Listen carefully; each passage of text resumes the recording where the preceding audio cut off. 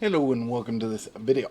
Now, we are going to talk about explosive arrow, and in this case I'm choosing champion, but we'll get into more of that. But I won't spoil any other PoE 1 league that's coming, but there is a league coming, so you got to start looking at your league starter. And one thing I would like to say that I was the only content creator that actually anticipated them doing a change to heist to make it more casual friendly. Now, if you obviously don't know what I'm talking about and you want to know, then obviously go on the PoE website and check out the teasers. If you don't, then that's all I'm going to say. Now, I had the thought that because obviously all the like AI type stuff is quite popular and everything. This particular time I used ChatGPT. I'm sure most people have heard of it or something similar. And pretty much you put stuff in, it comes up with stuff that it pretty much gets off the internet and collates into a sort of one source sort of thing.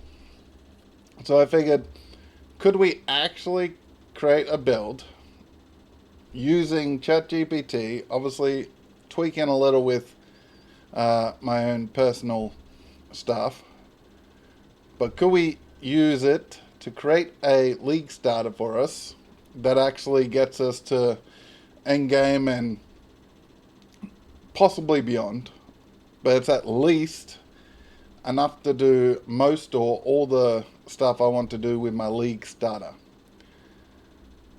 Pretty much, if I can farm Shaper with a league starter, I personally think that's a fairly good start. Now, explain some of what I did over in the AI part. So, like, a question like that, it obviously, well, come on. And yeah, as you can see, it then describes the positive negatives of being which class, because obviously we decided which class. DPS difference. Forgive my spelling if I spell anything wrong. Between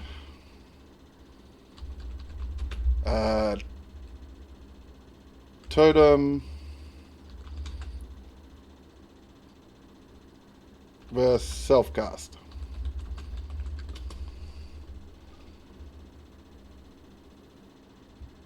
And it comes up, it gives you the positive negatives all through here. And what this is good for, what's that good for. So you can sort of, okay, I don't like totem builds, but using a bow, I don't mind using the ballistas, but I want to use the bow as well. And you can work it out. You can say which gear, which uniques, skill while leveling type thing. As you can see, it tells you when it becomes available. This isn't up-to-date stuff. This is what it's got access to, so do double check some of the stuff that it says. And it tells you what one way you can go is using caustic arrow and using this sort of stuff. Then you switch, it tells you the links, tells you auras, banner, etc, etc. So that's pretty much what I did. I used that to sort of like build this. Now this is Endgame. I have broken it. This is just my personal. This isn't you must do this type thing. But I broke it down into sort of different things so I could see what it's at different levels. Obviously, when I start, I'm not going to go the Dex way. I'm going to probably go this way into here, and then we're going to switch out towards Endgame. Now I'll go to level 15 everything, which in my case I chose split arrow. This stuff is level 15 gear. It's legit level 15 stats and everything. But the interesting part, and obviously 4 link, if you get a 4 link, obviously you drop faster attacks if you don't have 4 link, etc. But if we actually go back to the end game,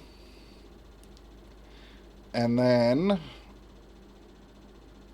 switch it back to end game,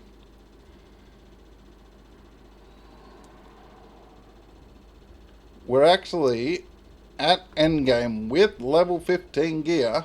Like, this bow is what you could pick up around level 15 to 20.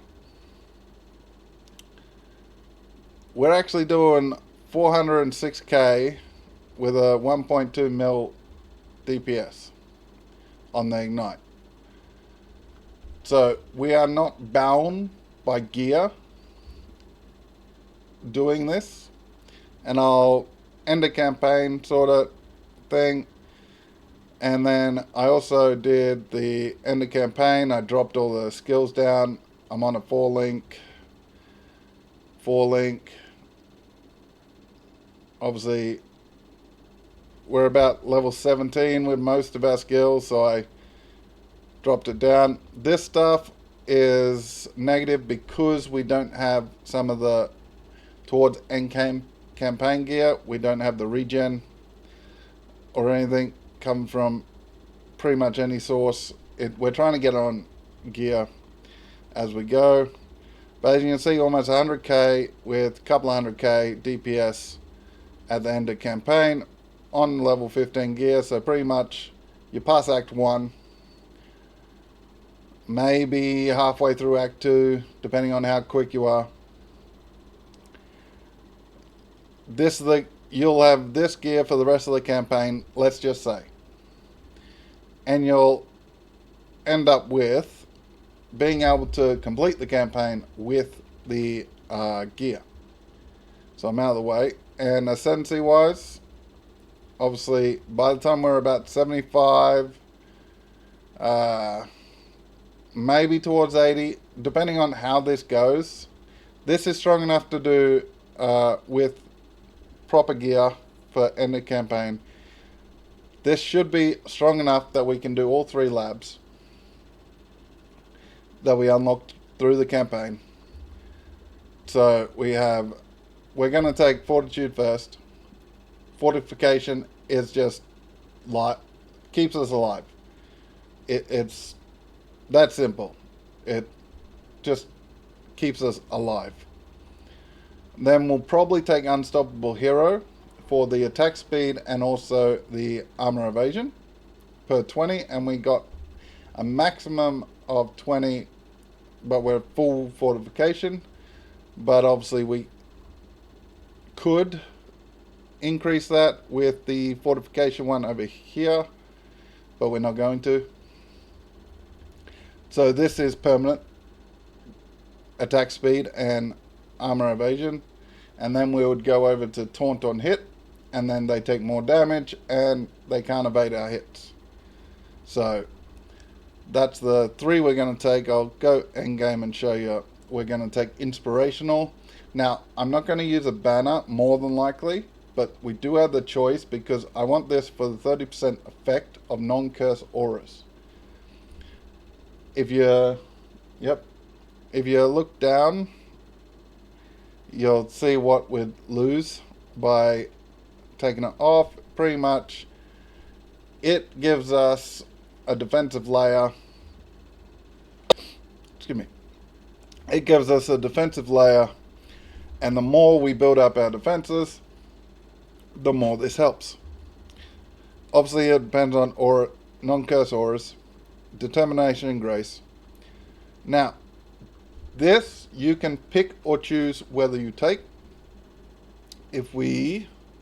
So we're at endgame here, We'll go Endgame. I'll show the other stuff as well. I've got an alternate sort of thing for, if I actually clicked on it, for like, I could go this way. I don't think I will, but Malevolence is actually quite a good one. So this actually might be towards taking it to that next level, trying to get Malevolence into the build on top of everything else. But more than likely, this sort of setup will be how we're going to go about it. But if we go back, and this is with the Floss active. If we take it off, we got about 52k armor, give or take. But we take this off, we end up with 88% fizz damage reduction, 66 of the evade chance. Whilst Floss are up, we have 72 and 90. Obviously, that depends on the hit, but we have a 27,000 fizz max hit. That is plenty to do a lot. Even without Floss, we have 19. We should be able to tank between the elemental and the physical. Pretty much, we should be able to tank most one shots. Like a Shaper Slam shouldn't even really bother us, type deal. Then I did do say I want Mage Blood, which means I'm going to spend, depending on the league, 250 to 300 div if I get it early. Maybe even closer to 400. It just depends on the league and when I actually do go to get it. With added a couple of uniques, because if I'm spending almost like 300 plus div on a belt, I may as well buy a couple other uniques as well. And then we end up with slightly less damage, but our flasks are constant, obviously. And we end up with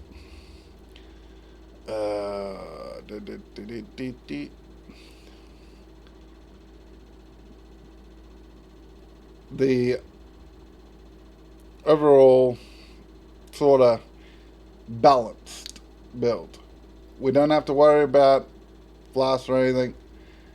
And if we actually put that thing back on, we end up with 170,000 armor. Obviously, this is just ballpark numbers. It all depends on what gear we actually get.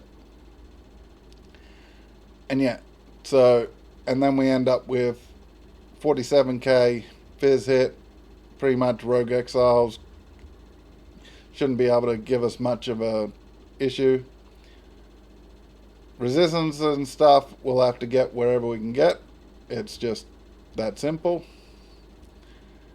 And then if you go no spell suppression, because obviously unless you get it elsewhere,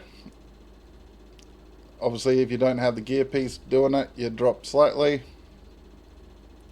And this would come off because we don't have the 15% being boosted, because we don't have evasion, because we have the Combs Heart. Now this is more a life tank ad. You can just run a rare and try to have the armor evasion. What does it specifically say? Evasion on all gear. So you can try to have your armor evasion gear pieces and get that and get a little bit more. But this is the life tank one. And if we have our flasks up, we are 86k, almost 7k life. And we're doing 7.7 and 2.5 mil. And then, so we got 5 mil, 1.8, and then we have 7 and 2.4. The jewels aren't, obviously, this could be really expensive or it could be cheap. It all depends on what people are playing.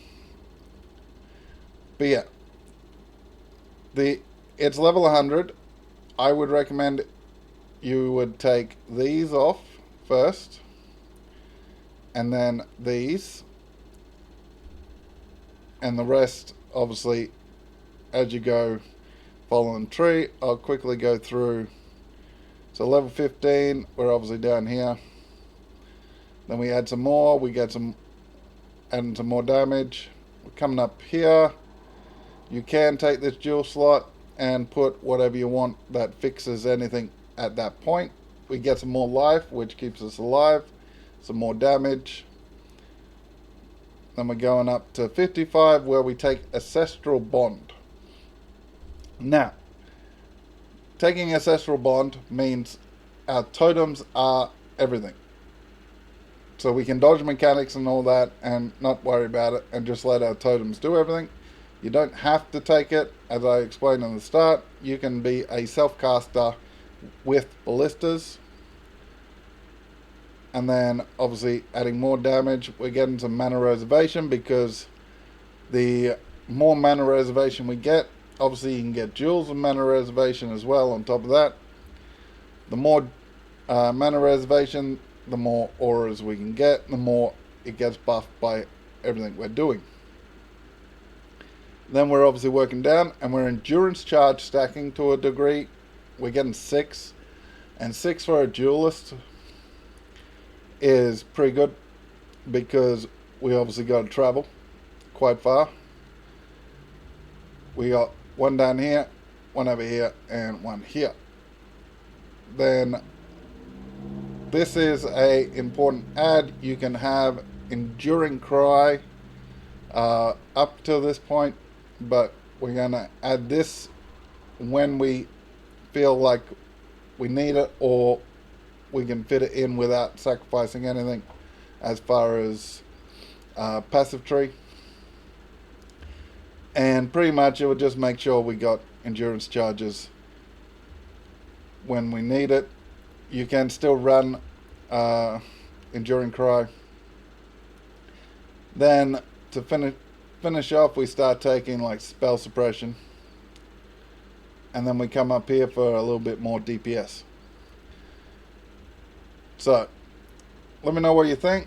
Have you used something like this before to sort of get ideas or see what it says, and what you think about my AI built / inspired explosive arrow champion? You can use others. This is the more optimal one, but that doesn't mean it's the only one you have to do. You can do other ones. You can even do as a scion. Scion is more balanced, because you have access to the trees a whole lot easier, because obviously your starting point is in the middle, and it all depends on which ascendancies you choose. So there is a lot of variation you can do. You can obviously, as I said, you can self-cast. You can go the Dex way if you want, but I personally, as a league starter, I want to be a bit more tanky, and a lot of what I've seen in the explosive arrow ballista totems, they're quite squishy against physical. They're pretty much glass cannon. They rely more on not being hit than being able to take a hit, but it's completely up to you. But let me know what you think, and see you in the next video.